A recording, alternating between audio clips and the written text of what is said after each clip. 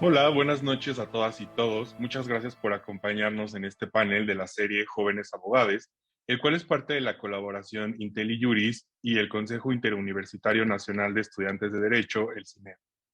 El día de hoy hablaremos sobre la relevancia que han tenido las estrategias de litigio en contra del tráfico de armas entre Estados Unidos y México. Como recordará el auditorio, el pasado 30 de septiembre, el juez Denis Saylor desechó la demanda que el gobierno de México interpuso ante Estados Unidos, ante fabricantes de armas de Estados Unidos. Esta discusión tiene múltiples aristas que nos interesa discutir el día de hoy y así pues procedo a presentar a las personas que nos acompañan en este panel. En primer lugar, tenemos a Ariadna Michelle Mercado Guzmán. Ella estudió Derecho en el Centro de Investigación y Docencia Económica, CIDE.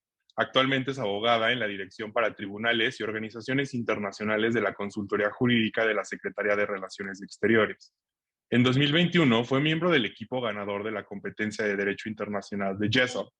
Sus temas de mayor interés son el derecho internacional público, el derecho constitucional comparado y la política exterior mexicana. De igual manera, nos acompaña René Hernández Clemente.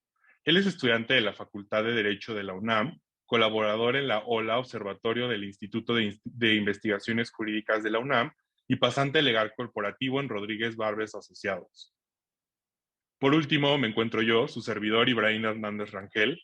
Soy estudiante de la licenciatura en Derecho en el Centro de Investigación y Docencia Económica, CIDE. Soy law clerk en Baker McKenzie y colaborador de la revista Abogacía. El panel se va a desarrollar de la siguiente manera. Primero vamos a hablar sobre los antecedentes de esta demanda. En segundo lugar, vamos a hablar sobre los argumentos de la demanda que se han presentado y las diferencias que existen. En tercer lugar, vamos a hablar un poco sobre la respuesta a las demandas en México y en Estados Unidos. De igual manera, vamos a hablar un poco sobre los mecanismos de responsabilidad que existen y otras medidas que se han abordado sobre el tema. Y por último, vamos a hacer una reflexión sobre el incremento del extremismo violento y el tráfico ilícito de armas. Cada una y uno de los ponentes va a tener alrededor de 3 y 5 minutos para poder exponer sus ideas y opinión al respecto. Vamos a iniciar un poco con los antecedentes y me gustaría compartirles una pequeña reflexión, porque es muy importante recordar que el pasado viernes 30 de septiembre, como ya lo mencioné, el juez federal Denis Saylor de la Corte de Boston de Massachusetts desechó la demanda civil que interpuso el gobierno mexicano en contra de 8 empresas estadounidenses que son fabricantes de armas, pues consideraban que estaba prohibido por leyes federales. Me gustaría citar un poco al juez Denis Saylor en el que dice que desafortunadamente para el gobierno de México todas las denuncias o están prohibidas por leyes federales o no tienen un sustento por otras razones. Sin embargo, el mismo día la Cancillería de México publicó un comunicado en el que dijo que iban a apelar a la decisión del juez federal y seguirían insistiendo en que el comercio de armas debe ser responsable, transparente y además con una rendición de cuentas y por la forma negligente en la que se venden en Estados Unidos, porque facilita que los criminales puedan acceder a ellas. Hay que recordar que además esta es la primera vez que un gobierno mexicano, un gobierno extranjero, demanda a miembros de la industria de armas ante cortes estadounidenses. Y además, el litigio pues forma parte de una estrategia muchísimo más amplia de esfuerzos que van más allá de lo jurídico, como es la diplomacia, actos políticos, que buscan reforzar y complementar la lucha en contra del tráfico de armas, ¿no? Personalmente creo que algo muy importante que añadió esta demanda fue la responsabilidad corporativa, que es algo que vamos a hablar posteriormente, pero me parece sumamente curioso e importante recordar también que esta demanda empieza en 2019 con un tiroteo que se dio en Estados Unidos y a partir del cual el actual secretario de Relaciones Exteriores, Marcelo Ebrard, da las órdenes a la consultoría jurídica de la Secretaría de Relaciones Exteriores para que empiece a analizar cuáles son las vías que tenían de acción para poder combatir este tipo de actos y cómo poderlo transmitir desde una forma jurídica, ¿no? Es importante recordar que México pues es un gobierno extranjero y no puede pronunciarse con relación a la legislación estadounidense y no puede tomar ciertas medidas.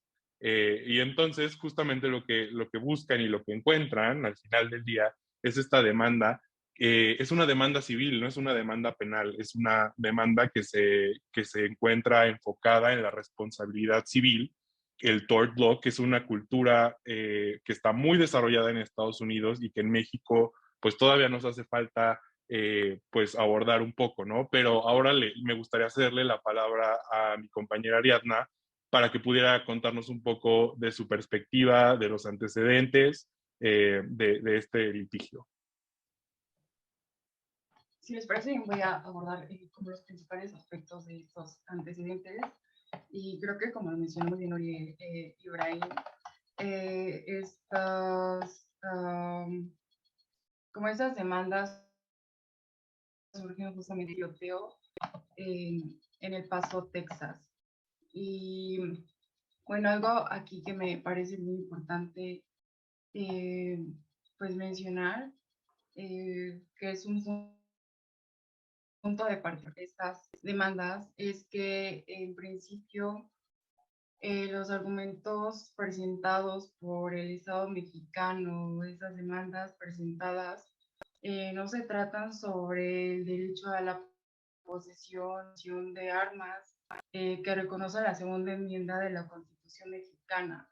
O sea, no fue un litigio planteado contra Estados Unidos como Estado, sino precisamente contra las empresas de armas. Y como lo señaló Ibrahim, esto está muy relacionado con la doctrina del tort law, que sería, pues en México, algo así como responsabilidad civil,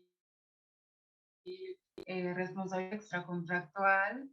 Y pues esta doctrina básicamente lo que señala es que hay actos ilícitos que son de carácter civil y que aunque sean realizados de manera negligentes, profesionales, pues provocan un daño al final y que de este daño deriva una obligación de reparación, y esta obligación de reparación es justamente en la que pues se enfoca muchísimo el Estado mexicano. No sé, René, si tengas algún otro punto como de antecedentes. Sí, pues bueno, básicamente como ya lo comentó, muchísimas gracias en primer lugar a IntelliJuris y al Consejo Interuniversitario Nacional de Estudiantes de Derecho. Es un gusto estar con ustedes dos esta noche. Pues básicamente, sí, estos dos litigios que se activan no son, como bien lo dice Ariadna, no son en contra pues del o sea, como que Estados Unidos como Estado, ¿no? Es más, primero, en primer lugar, contra las armadoras, contra las empresas fabricantes de armas, y en un segundo lugar con lo que se denomina dealers o como las tiendas donde venden armas, ¿no?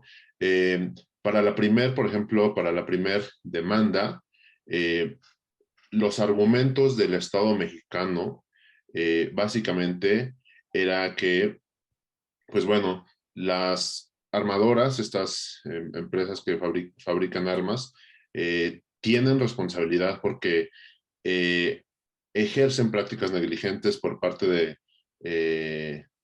pues por parte de toda su estructura corporativa, ¿no? La forma en la que hacen negocios, la forma en que comercializan, la forma en la que ganan dinero, está, digámoslo así, manchada por una serie de prácticas negligentes, ya sea por la facilitación de sus productos en otros países, por la violencia, ¿no?, que generan en otros países, y por los puntos de vista, por los puntos de venta en los que no tienen control.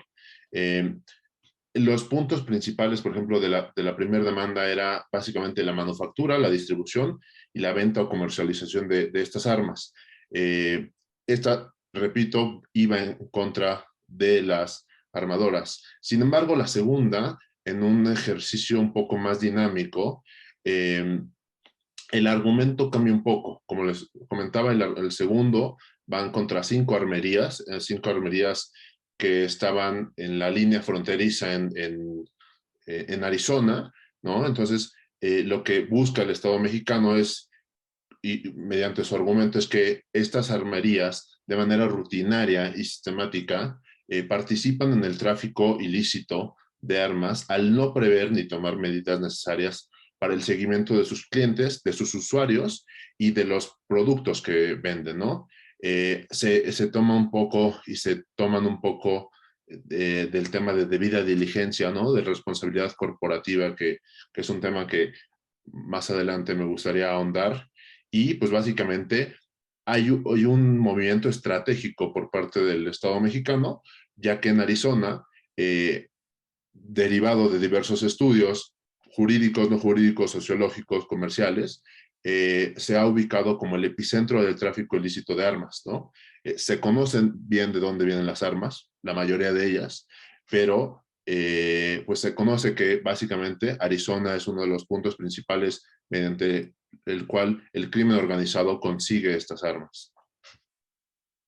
Claro, me parece muy interesante y atinado lo que mencionas, porque justo es muy importante dar el contexto de que sí hubo una primera demanda en Boston, en Massachusetts, y posteriormente cuando se da el fallo en contra del gobierno de México, se desecha la demanda, se presenta otra demanda en Arizona y como muy bien lo dices, Arizona es uno de los 3 estados en donde más se tiene calculado que provienen las armas, ¿no? Está Arizona, California, Texas, y lo que hacen es que es importante tomar también en cuenta la zona geográfica en la que están, ¿no? Las ciudades de Yuma, Tucson, Phoenix, son lugares que están de manera fronteriza, muy cerca de México. Y creo que algo fundamental porque muchas de las empresas decían, bueno, es que, o sea, no necesariamente nuestras armas tienen que llegar a México.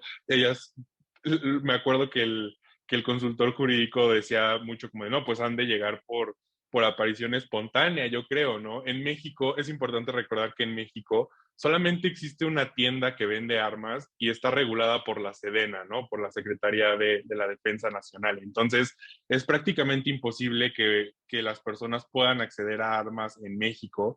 Y es claro, se tienen estudios que revelan que entre el 70 y el 90% de las armas que llegan a México y a Centroamérica son provenientes de Estados Unidos. Entonces, no hay manera de que estas empresas pues nieguen la responsabilidad que tienen. Y adentrándonos un poco más a los argumentos, y me gustaría que tanto Ariadna como René nos hablen un poco sobre esta cultura de la responsabilidad corporativa y del tort law, porque es algo que creo que en México no hemos explorado tanto y creo que en Estados Unidos sí se tiene una amplia práctica de esto y está muy bien regulado, hay precedentes, y yo me acuerdo mucho que igual en la Cancillería nos platicaban, nos ponían este ejemplo, ¿no? Pues cuando compras una bicicleta, cuando compras un automóvil, ¿qué pasa cuando chocas, cuando este automóvil deja de funcionar? Pues hay un seguro, ¿no? Hay un seguro que te protege por la negligencia de que no se construyó bien o no se hizo bien. ¿Por qué con las armas no existe estos mecanismos y por qué deberían de existir y cuáles son los argumentos al respecto que se incluyen en las demandas? Me gustaría cederle la palabra a Ariadna para que pudiera contarnos un poco sobre esta parte de los argumentos. Sí, justo como bien lo mencionas, esto se refiere más a responsabilidad civil y me parece que como estos libros civiles se marcan también en un contexto eh, pues internacional y no solo que se dan en Estados Unidos. Si bien como bien lo mencionas, esos son las primeras demandas civiles que se presentan sobre la negligencia de las armas, no son las primeras demandas que abordan la responsabilidad de las empresas, sino han existido otros litigios sobre cuestiones de debida diligencia. Creo que en ese sentido como un poco más eh, llaman la atención los que están relacionados al medio ambiente. Justamente el año pasado surgió un caso que fue el foco de atención de muchos estados, con el caso Shell, que es esta de las principales empresas de combustibles en el mundo. es que un tribunal de La Haya en mayo de 2021 reconoció que Shell vulneró una obligación de debido cuidado que está contenido en las leyes neerlandesas y que derivado de esta obligación estaba obligado a adoptar medidas de debida diligencia. Creo que hay muchas cuestiones relacionadas con ese caso y cómo se utilizó esta responsabilidad de debida diligencia interpretada a la luz de obligaciones internacionales. Pero hay dos cuestiones que en este caso me parecen muy importantes. Y es que en este caso de responsabilidad civil, al final el tribunal para interpretar la obligación de debido cuidado de esta empresa, los principios rectores sobre empresas y derechos humanos, y dos, que también toma en consideración estos que son como los objetivos de desarrollo sostenible. Y de esta demanda, el tribunal también concluyó que las empresas tenían la responsabilidad de respetar derechos humanos. En este caso, Shell debía respetar el derecho al medio ambiente.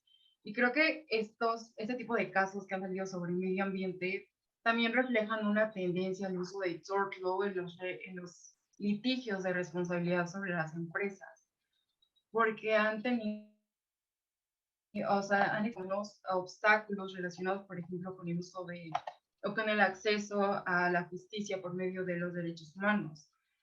Porque, por ejemplo, pues no todos los estados son parte de tratados de derechos, y pues al final también los tratados de derechos humanos, en esos tratados los que tienen obligaciones son los estados y no las empresas. Entonces al final esto, como el uso del sordo, también se marca un poco en tendencias, no solo como en Estados Unidos, sino también internacionales, para abordar la debida diligencia de las empresas.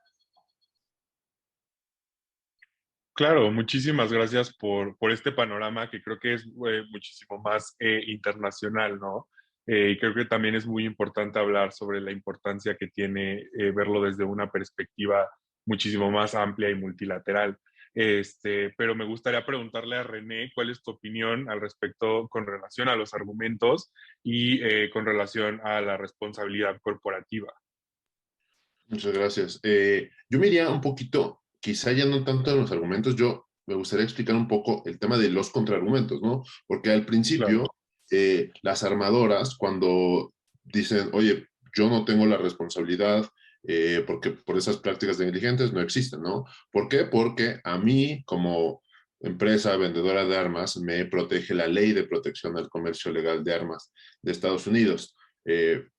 PLA, CA, por su placa, ¿no? Por sus iniciales en inglés, que básicamente otorga inmunidad contra cualquier demanda civil por daños, ¿no? Estas demandas civiles por daños que nos explica muy bien Ariadna, ¿no? Entonces, básicamente, ellos contraargumentaban este obstáculo procesal para que pues la responsabilidad, digámoslo así, funcionara como un blocker y entonces esta ley de protección o placa ya no subiera, ¿no? Como, digámoslo así, como cualquier litigio mercantil a accionistas, a socios, a lo que sea. Uno de los temas es que, por ejemplo, esta acta, que básicamente fue la razón por la cual en el primer litigio se hubiera desechado la demanda, fue porque básicamente pues, ellos solicitan, ¿no?, la protección de esta ley. Esta ley ha sido muy controvertida desde los años, desde los 2000 ha sido muy controvertida, ha tenido varios litigios en contra, se ha puesto en duda su constitucionalidad, ¿no? Ha habido bastantes litigios estratégicos como este, ¿no? Que quizá hay que diferenciarlo un poco porque este es el primer litigio que un Estado exige en cortes de Estados Unidos la responsabilidad fuera la responsabilidad de las empresas fuera de los Estados Unidos, ¿no? Digámoslo así, era un poco más difícil, pero por la misma naturaleza del litigio estratégico que creo y considero es estos dos litigios, más que preverlo, ya se sabía que iban a aducir esta acta, que es en efecto muy fuerte. Uno de los temas principales, por ejemplo, que se contraargumentaba es que las empresas no tenían una responsabilidad social corporativa que un poco es un poco difícil porque, bueno, para esto tengo que contarles un poco sobre los principios rectores de las Naciones Unidas para las empresas y corporaciones, que es un documento, es un documento no sin fuerza legal, digámoslo así, para constreñir a la obligación, que es publicado por la OCDE. Uno de los argumentos mexicanos era este, ¿no? Las empresas, más allá de esta acta de la placa, tienen una obligación de debida diligencia y de responsabilidad social corporativa, ¿no? Primero, la responsabilidad social corporativa entendida como la práctica mediante la cual estas empresas o cualquier empresa mediana, chica, grande, incluso internacional, tienen en cuenta y toman acciones para que todos los aspectos en los que puedan tener efectos o, pues digámoslo así, pues sí, efectos de sus servicios o de sus bienes que comercializan, sean, digamos así, ubicados por todos sus empleados, por todos sus accionistas, se conozcan estos riesgos, ¿qué implica estos riesgos? Por ejemplo, ya lo había dicho esta Ariana, en el medio ambiente, ¿no? En el medio ambiente, en la seguridad, en los derechos humanos, en la salud de otras personas. Y obviamente el de debida diligencia, que también en el segundo, por ejemplo, en el segundo litigio contra estas armerías o estos dealers de armas en la frontera, que digámoslo así, aduce el gobierno mexicano, es que la debida diligencia en derechos humanos y medioambientales es una obligación por parte de los estados y obviamente Estados Unidos como miembro primigenio de la OCDE estaba o está obligado a cumplir no solo como estado, sino también todas las empresas que pertenecen a él, o bueno, que están, que tienen base en Estados Unidos. Claro, muchísimas gracias por esa intervención. Y algo que me gustaría volver a resaltar y que creo que es muy importante tomar en cuenta para que el público lo sepa, es que, número uno, no estamos hablando sobre una demanda que hable de la segunda enmienda o que hable en contra de la segunda enmienda. Es algo que es un litigio civil que va en contra de la responsabilidad y de la negligencia de las empresas que son fabricantes de armas, ¿no? Y justo ahora vamos a pasar a una de mis partes favoritas, porque justo es la respuesta que la demanda de México ha tenido tanto en nuestro país como en Estados Unidos, ¿no? Y creo que esto es muy importante porque justamente he tenido oportunidad de hablar con varias personas que han estado involucradas en esta demanda y lo que nos dicen es que sí, o sea, es muy importante el trabajo que la consultoría jurídica está haciendo desde los tribunales de manera jurídica, por así decirlo, legal per se, pero también es muy importante la respuesta que ha tenido desde otros gremios y desde otras perspectivas, ¿no? Que van, creo que es importante tomar en cuenta que esta demanda se hace porque está afectando a las y los ciudadanos mexicanos. Hay miles de personas que mueren a diario, que pierden a familiares o que se ven afectadas por esta negligencia que le quita la vida a las personas, ¿no? Y algo que a mí me parece fascinante es esta figura del amicus, ¿no? Los amigos de la corte. El gobierno de México, tanto en esta primera demanda, recibió el apoyo de personas de la sociedad civil, víctimas que han sido de los tiroteos y de la violencia que hay tanto en México como en Estados Unidos. Y a mí me gustaría resaltar mucho el apoyo que tuvo por parte de procuradores estatales y fiscales distritales en Estados Unidos, ¿no? Porque esto te quiere decir que no, por mucho que puedas hablar en México y por mucho que puedas tener el apoyo de todo México, nos están dando el apoyo las personas de Estados Unidos, ¿no? Las personas que viven allá de las localizaciones en donde están las empresas y de dónde son, y que están hablando por Estados Unidos y en nombre de ciudades, de estados, para hablar en contra de estas empresas, ¿no? Entonces creo que eso es bastante interesante. Creo que es algo, un apoyo muy importante para esta lucha, porque también lo que los procuradores estatales decían era como de, bueno, sí, las inmunidades aplican aquí en nuestro territorio, pero esas inmunidades no son extraterritoriales. Y entonces esta negligencia que está ocurriendo afuera en México, pues debería aplicar, ¿no? Aceptamos que esto puede traer una crisis constitucional, por supuesto, pero al final del día estamos hablando de unas inmunidades que no son extraterritoriales. Entonces, en este sentido, me gustaría preguntarle a Ariadna cuál es su perspectiva al respecto, cuál es tu opinión con relación a las respuestas que ha tenido esta demanda tanto en México como en Estados Unidos y sobre todo también a nivel internacional, porque también ha habido actores internacionales que han hablado al respecto. A mí me gustaría en este aspecto tomar tres principales respuestas. Una, pues creo que parece un poco obvia, pero pues la respuesta del mismo juez, eh, que de esa decisión parecen relevantes de lo que nos da. Dos, relacionado con la ley de control de armas, de lo que ya hablaré. Y tres, precisamente de estos amigos que se presentaron. A mí me parece que, bueno, en principio sí, la primera demanda fue desestimada por un juez de primera instancia en el mes de septiembre. Sin embargo, me parece relevante de la decisión del juez que se deben de considerar porque, pues uno en principio reconoce que las cortes estadounidenses sí tienen jurisdicción en este caso. O sea que al final los tribunales de Estados Unidos sí son los adecuados para dirimir este tipo de controversias. Y dos, también reconoce que hay daños que son razonablemente rastreables. Entonces hay dos puntos como muy importantes.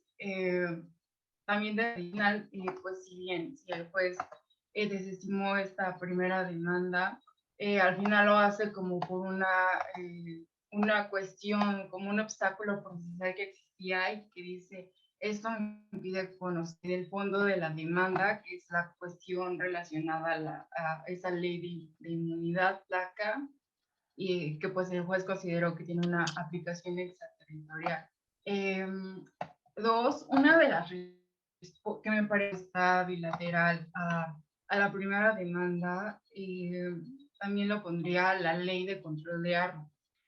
Esta es una ley que se aprobó recientemente, apenas en junio de este año, y creo que se enmarca muy bien y toda, como bien lo mencionas, no solo se trata de dos litigios, sino es toda una estrategia. Eh, pues esta ley es muy relevante porque al final prohíbe que los vendedores trafiquen o lleven fuera de Estados Unidos armas de fuego. O sea, básicamente reconoce que la venta a prestanombres y el tráfico de armas son delitos federales y pues esta ley le da bastante sustento jurídico a los argumentos del Estado mexicano. Eso me parece pues una segunda respuesta que también se obtuvo en Estados Unidos. Y bueno, con relación a los amigos de la corte, estos que mencionas, pues hay un aspecto que me parece muy, y creo que es algo que mencionaste como un poquito, que es que hay una gran diversidad de actores que han presentado estos escritos. O sea, tenemos estados de la región presentando como Antigua y Barbuda, tenemos a los fiscales de distrito y a los procuradores federales en Estados Unidos, También hay grupos de académicos de distintas universidades, tanto en Estados Unidos como en Europa, como analizan los aspectos del derecho estadounidense, derecho comparado, derecho internacional. Hay escritos de la sociedad civil y activistas. Y creo que uno de los que mencionas y que parece muy destacable, que llama mucho la atención, es el que presentan las mismas víctimas de la violencia armada. Eh, creo que tantos actores diversos presentando estos argumentos también reflejan de alguna forma que las demandas presentadas por México son respaldadas desde distintos ámbitos, distintas, que no solo son respaldadas, como lo mencionas, en México, sino también en Estados Unidos, en Europa, por países de la región. Creo que esto es bastante importante. Al final, estos escritos pues plantean en el fondo distintos temas y tienen aspectos muy interesantes. Plantean argumentos jurídicos, tienen información como reportes sobre el incremento de la violencia armada, la cantidad de tiempo que se ubican en la frontera o el flujo de armas. Pero creo que algo que me llamó muchísimo la atención de este amicus presentado por las mismas víctimas es que pues de responsabilidad de las empresas, pues no puedes dejar de lado el testimonio de las mismas víctimas de violencia armada. O sea, no puedes ignorar al final, entre tantos datos, que al final estás hablando de miles y miles de vidas que se pierden a cada año por la violencia armada. Pues entonces esos son como los puntos que me gustaría destacar de las respuestas que se obtuvieron de estas demandas, no solo en México, sino también en Estados Unidos, y cuáles son las como posturas de tantos actores que se han presentado. Claro. Muchísimas gracias. René, tu opinión, ¿qué te gustaría abordar al respecto? Y se me hace muy interesante justamente esta consideración personal que hace el primer juez antes, al desechar la demanda, ¿no? Este tema justo de reconozco el problema, reconozco que hay una, digamos así, personalmente la reconozco, pero digamos así, está esta ley, ¿no? Difiero, por ejemplo, de la interpretación judicial que tiene el juez, ¿no? Porque creo que es más un tema de política judicial, mera política judicial y mera política legal, ¿no? Para evitar destapar una serie pues, de problemas futuros y de problemas en otros sectores para Estados Unidos. Creo que uno de los temas también paralelos que destapa, ¿no? Que destapa la activación de estos mecanismos por parte de México como Estado es que, pues por lo menos, digo, creo que ha habido varios avances, quizás no tanto legales, pero ha habido muchísimos avances, ¿no? Estados Unidos oficialmente ya ha aceptado que más de 26,000 armas confiscadas en México entre 2014 y 2018 fueron compradas en algún punto en Estados Unidos, ¿no? Creo que eso ya es un gran avance, ¿no? En este sentido y en este ambiente de cooperación entre naciones. Cada año, me gustaría, soy un poquito de datos duros, entonces me gustaría como ponerlos un poco en la mesa, ¿no? Cada año, según cifras oficiales del gobierno mexicano, entran al territorio 200,000 armas, ¿no? Y solo se decomisan 4 de cada 548, digamos así, si hacemos ese promedio, ¿no? Creo que son, digamos así, pequeños triunfos que más que los jurídicos han hecho o han activado, digamos así, mediante estos amigos Curiae, ¿no? De 8 escritos, ¿no? De 14 procuradores fiscales, de 26 fiscales de distrito, ¿no? Que han activado y que han puesto como que en la mesa esta discusión, ¿no? Producto de esto es que hoy estemos hablando de esto, producto de estos litigios es que pues es una solución, digamos así, alternativa o una búsqueda de solución alternativa al problema de violencia que tiene el país. Cuando las armadoras contraargumentan y responden a la primera demanda, a la primera demanda civil en Massachusetts, en Boston, básicamente el argumento era, oye, pues sí, ¿no? O sea, pues sí, yo tengo problemas, digámoslo así, quizá pueda tener problemas con la debida diligencia de mis clientes, a quien se los vendo, bla, bla, bla, pero tú, Estado mexicano, pues obviamente pues, tienes temas de corrupción, ¿no? De inseguridad, de violencia, de adicciones, de causas de raíz, ¿no? De causas de raíz que van más allá de lo jurídico, pero al final tienen un impacto y son el origen de este litigio. México creo que fue, bueno, el Estado mexicano creo que fue bastante inteligente, además de solicitar, pues, el, digamos así, el acoplamiento de medidas internas para, tanto para las empresas, ¿no? En las partes de los puntos que se exigía, tanto de las empresas como lineamientos internos de seguridad, que básicamente ahí estaban jugando justo con con los principios rectores que les comentaba anteriormente, como hacerlos judicializables, ¿no? Como activarlos y obligarlos. Más que eso, también solicitamos una compensación económica, ¿no? Y entonces creo que ahí, digamos así, México como Estado y como actor principal jugó una especie, le entró al juego de los Estados Unidos, ¿no? En Estados Unidos justo este tort law pues, es básicamente, pues muchos lo conocemos, es te demando porque has tenido omisiones, ¿no? Este activamiento de estos mecanismos no solo son importantes para tanto para Estados Unidos como en su derecho interno, sino también para mantener y proponer precedentes, ya sea en nuestro país o en otros países.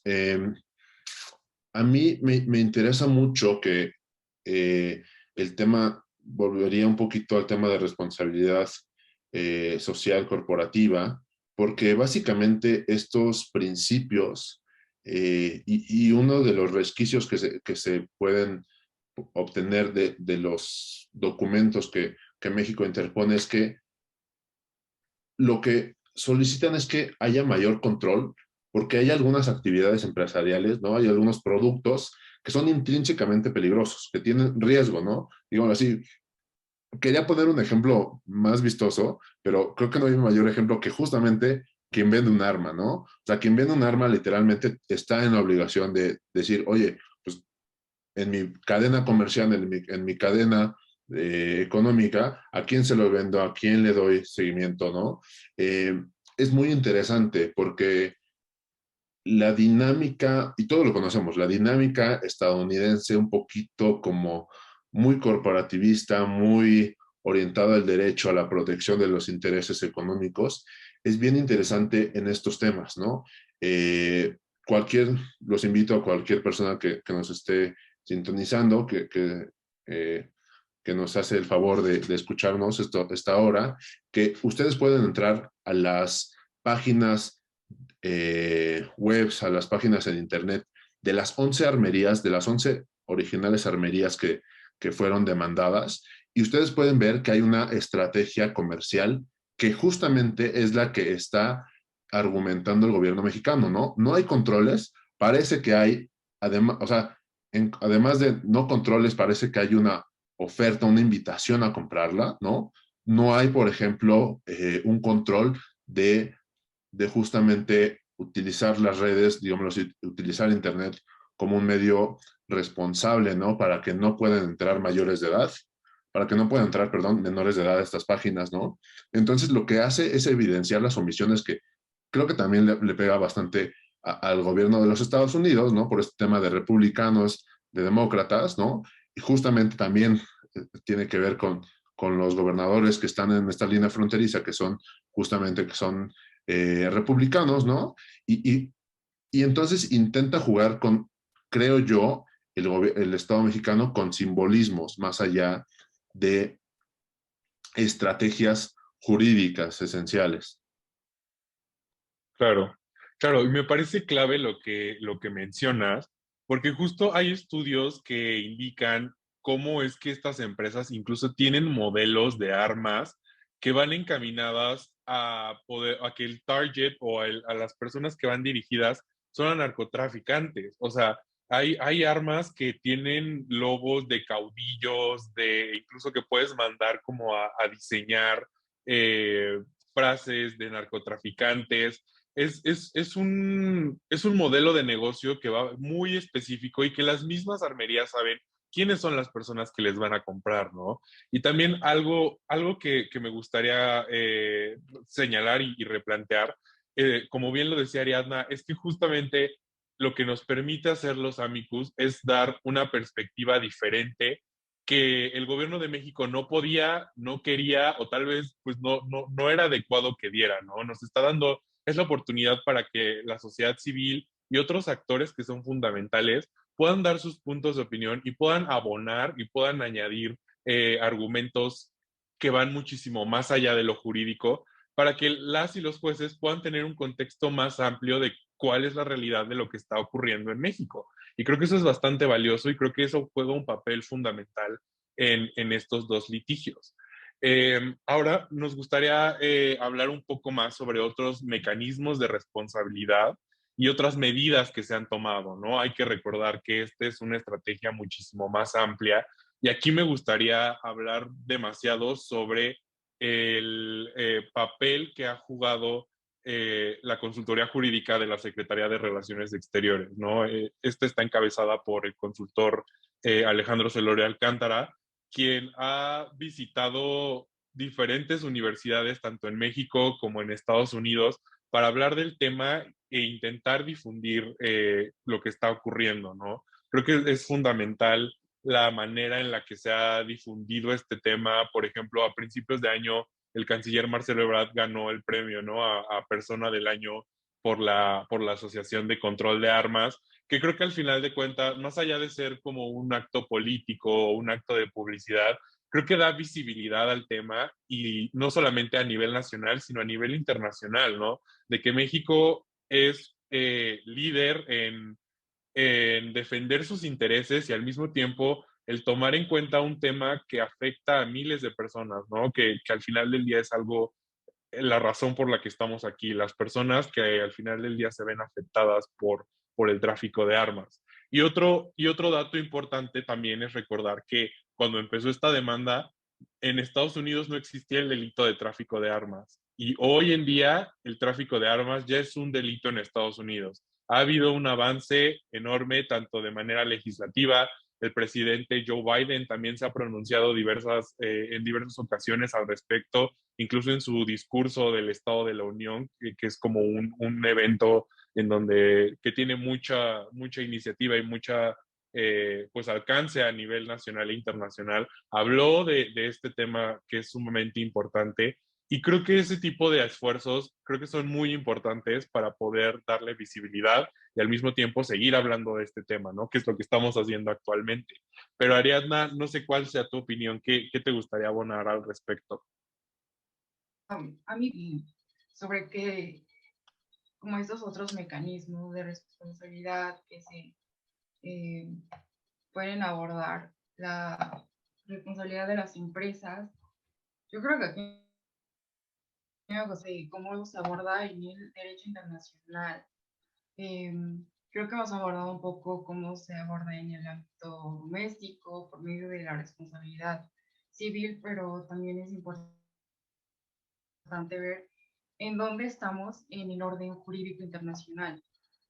Bueno, específicamente el tema con las empresas se debate en dos cuestiones. Una es el papel que juegan las empresas en el derecho internacional y dos, si las empresas multinacionales de alguna forma pueden tener responsabilidad con respecto a la protección de derechos humanos. Con respecto a la cuestión, aquí me gustaría mencionar un poco lo que Rosalind Higgins menciona. Ella fue expresidenta de la Corte Internacional de Justicia y en esta dice que pues al final no hay ninguna duda de que las corporaciones multinacionales son participantes en el derecho internacional, porque al final es indiscutible que las acciones de estos actores no estatales tiene consecuencias en el orden jurídico internacional. Aquí lo importante es la eficacia. Ahora bien, desde el 2015 se han llevado precisamente encaminadas a la adopción de un instrumento internacional que sea jurídicamente vinculante, específicamente en la materia de empresas y derechos humanos. Hasta el momento no se ha logrado ningún consenso entre los estados y pues no se ha adoptado ningún tratado. Sin embargo, esto no quiere decir que las empresas no tengan guidelines en este tema. Precisamente en el Consejo de Derechos Humanos de la ONU reconoció los principios rectores de empresas y derechos humanos que ya había mencionado un par de ocasiones aquí. Estos principios, aunque son guidelines, se basan como principios fundamentales. Uno es que reconocen que los estados deben proteger los derechos humanos, aun cuando las vulneraciones de esos derechos humanos provengan de terceras partes, como pueden ser. Dos, que reconoce que las empresas deben de respetar los derechos humanos. Y esto no solo significa que deben abstenerse de vulnerar derechos humanos, sino que también deben establecer medidas de debida diligencia a fin de identificar pues las repercusiones que tienen sus actividades comerciales en los derechos de las personas. Y tres, que deben existir mecanismos de protección para las víctimas de estas vulneraciones. Y creo que en este caso, creo que es con lo que me gustaría concluir este segmento, bueno, mi intervención aquí, es que pues esta cuestión sobre el tráfico ilícito de armas también se está abordando de manera paralela de una perspectiva de derechos humanos. Por ejemplo, en esto la Comisión Interamericana llevó a cabo una audiencia temática precisamente para abordar la responsabilidad de las empresas de armas por violaciones a derechos humanos. Y pues esta es la primera vez que la comisión aborda específicamente la diligencia. Y en cuestiones más recientes, el viernes pasado, el Estado mexicano sometió una opinión consultiva ante la Corte Interamericana de Derechos Humanos, también para abordar la responsabilidad de las empresas privadas en relación con la protección de derechos humanos. Pues si bien esta es una opinión consultiva, por lo tanto no es vinculante, sí, pues tiene de alguna manera un sustento jurídico en este tema, y no solo para México, sino también como para otros países de la región que han sufrido la violencia armada provocada por el tráfico ilícito de armas. Esta opinión consultiva no se plantean cuestiones específicas de México, sino es como son cuestiones de carácter abstracto. Y bueno, esas son un poco lo que yo quería abordar desde como otros mecanismos que pueden existir y que son válidos en el derecho internacional. Claro, muchísimas gracias, Ariadna. René, ¿qué opinión te merece esto? A mí se me hace una excelente, digamos así, eh, no me gustaría banalizarlo tampoco, pero se me hace una excelente medida y una excelente actividad por parte del Estado mexicano, ¿no? Digo, igual, para quien nos escucha, estés de acuerdo o no con el Poder Ejecutivo, lo que sea, pero creo que digamos así, este movimiento, creo que este litigio es soberbio, es muy bueno, porque cuando Morgenthau, por ejemplo, un teórico de relaciones internacionales, después de la Guerra Fría, ¿no? Definía a aquellos actores y aquellos países como los más, o sea, ¿quién era más importante? Pues después de la Guerra Fría, quien tenía más poder militar, ¿no? Estados Unidos y las grandes potencias todavía tienen mucho digamos así, esa mentalidad, ese mindset. Pero cuando vienen estas nuevas oleadas de actores internacionales, ¿no? Como lo son las armadoras de armas, ¿no? Como lo son empresas internacionales como Shell, ¿no? Como nos platicaba Ariadna, como lo son, por ejemplo, los amigos Jureae. Creo que se abre una posibilidad y se abre a una pluralidad de ideas en donde ya no es quizá, y como lo decía el juez cuando desecha la primera, ¿no? Pues igual, pues sí, ¿no? O sea, ya no apoyo mucho esta idea, pero pues le tengo que dar la razón. Pero creo que son un poco, o sea, como de un poco pequeños empujes que se le da tanto al sistema interno o al sistema internacional, ¿no? Para estos temas. Creo que es un excelente ejemplo de litigio estratégico, ¿no? O sea, lo que intenta, por ejemplo, la Consejería Jurídica, ¿no? A través de la Secretaría de Relaciones Exteriores, a través de la Consejería Jurídica, es justamente mover un poco este andamiaje jurídico, ¿no? Y obviamente, bueno, yo creo que lo hace también porque justamente, ¿no? Como base de este litigio estratégico es, pues, mover un poco y armonizar este tema de estándares internos y estándares internacionales, ¿no? Creo que lo hace muy bien porque de repente empezaron a saltar, por ejemplo, lo que nos comentaba de estos guidelines, ¿no? Ya antes, en un primer momento, solo había una versión, ¿no? Ya está hoy la segunda versión para digamos así, una guía para el control de armas internacionalmente. Eh, Creo que fuerza bastante bien, y más que sutil, fuerza bastante a los operadores jurídicos estadounidenses a replantear un poco las ideas o las bases judiciales en las que sostienen mucho de sus argumentos, ¿no? Como un modelo estadounidense típico del que conocemos. Una de las preguntas que están, por ejemplo, en el chat que nos ponía Cristina Juárez era, pues sí, la industria armamentista en Estados Unidos es fuertísima, fuertísima, ¿no? O sea, hemos visto históricamente, está obviamente evidenciado que han apoyado a causas, pues sí, digámoslo así, malas, ¿no? En otros países, pero también creo que es importante porque paralelamente abre mucho este tema del control de armas, segunda enmienda. Y nada más me gustaría comentar para cerrar esta participación que justamente cuando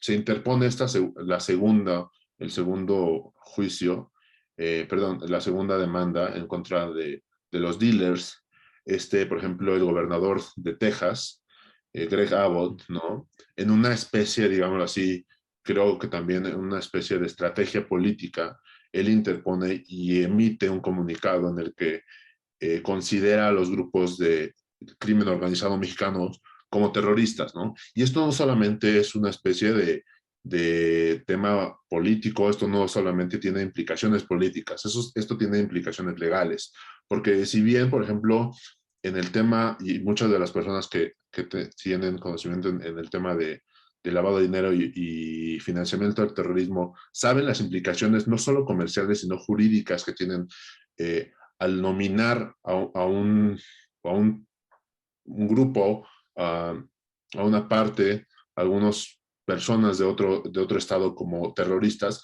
creo que también tiene mucho que ver los efectos que este litigio estratégico trajo, ¿no?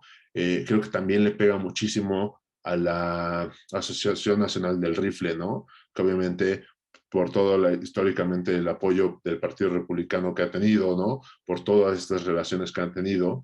Y creo que es bastante inteligente. Repito, fuera de que congeniemos o no con la actual administración, pero creo que es muy inteligente y creo que cualquier abogado, y aparte es un tema difícil, ¿no? Un tema complicado, ¿no? Son estos temas complicados que les tocó a este juez, ¿no? Y entonces creo que es bien importante y súper interesante. Claro, claro, y creo que algo muy, muy interesante que abordaste fue la importancia de saber y de conocer el contexto tanto político como social de Estados Unidos, ¿no? hay que recordar que en esta segunda fase de apelación, lo que el consultor Celorio decía es que, bueno, vamos a llegar hasta la última instancia y esa última instancia es llegar hasta la Suprema Corte, ¿no? A la Corte Suprema de Estados Unidos.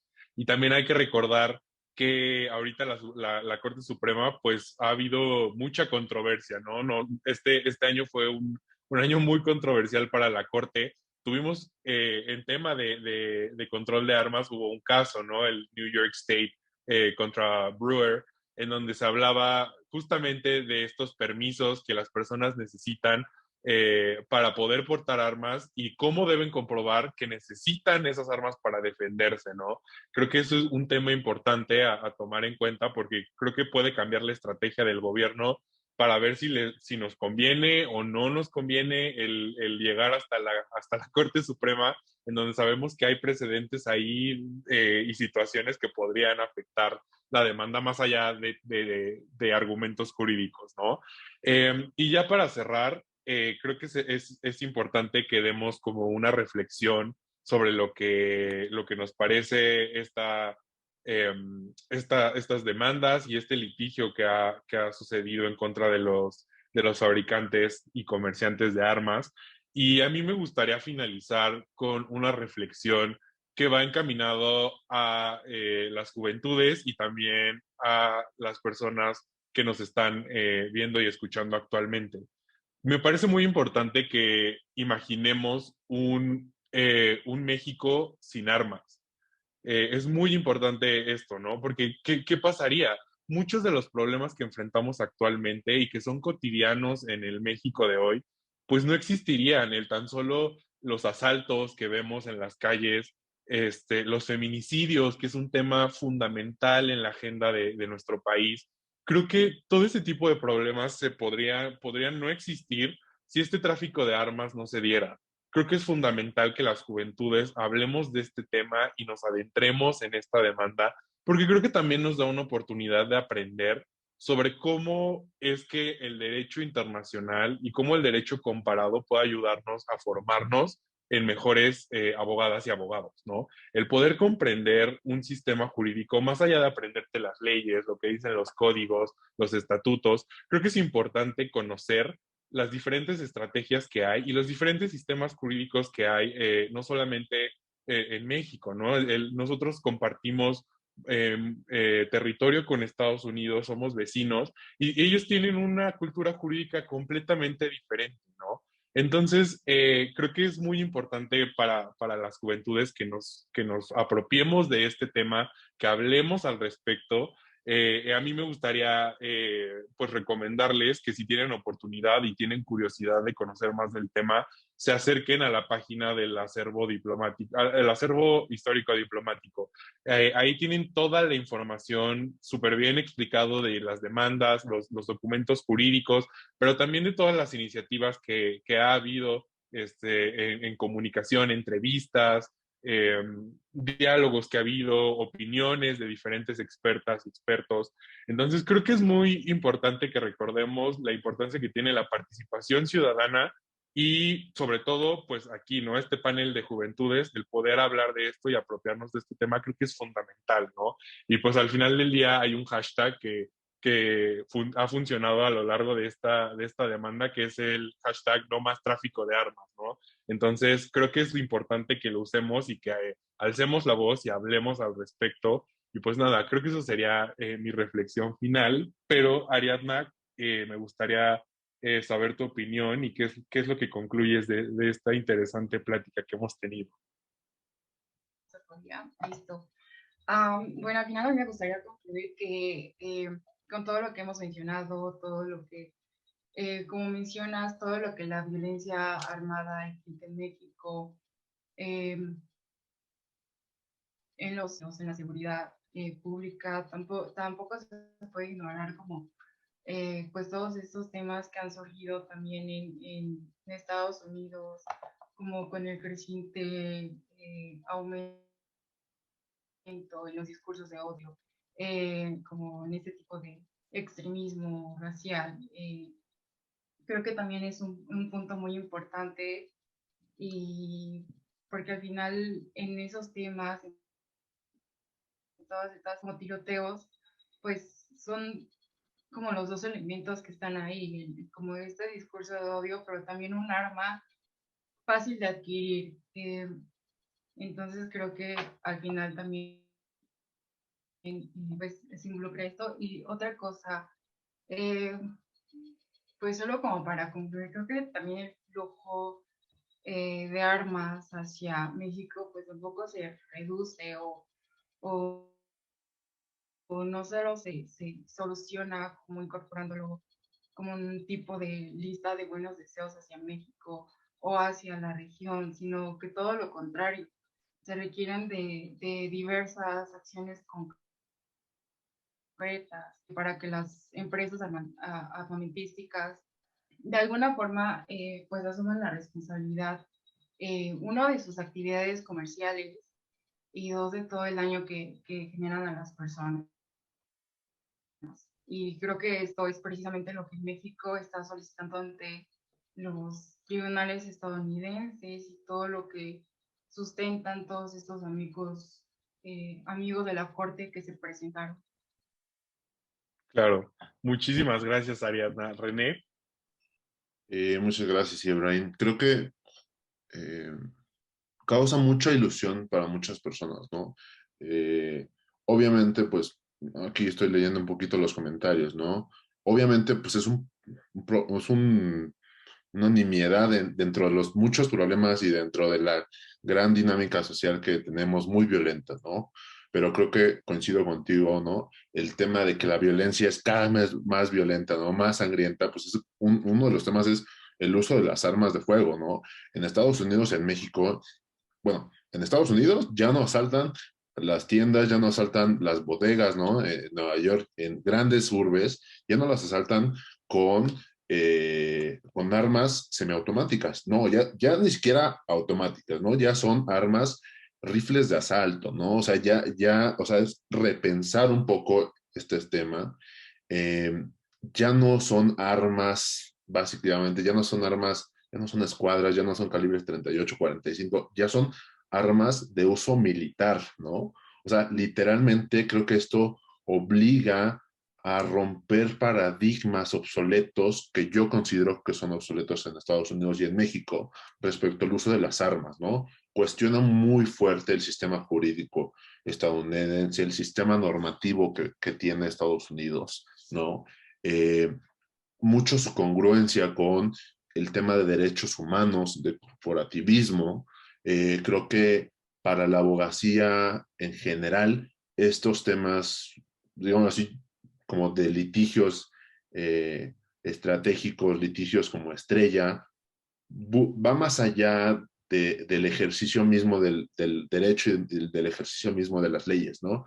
Creo que abona como parte de una responsabilidad social que el derecho y las leyes, el sistema jurídico tiene para con la sociedad, ¿no?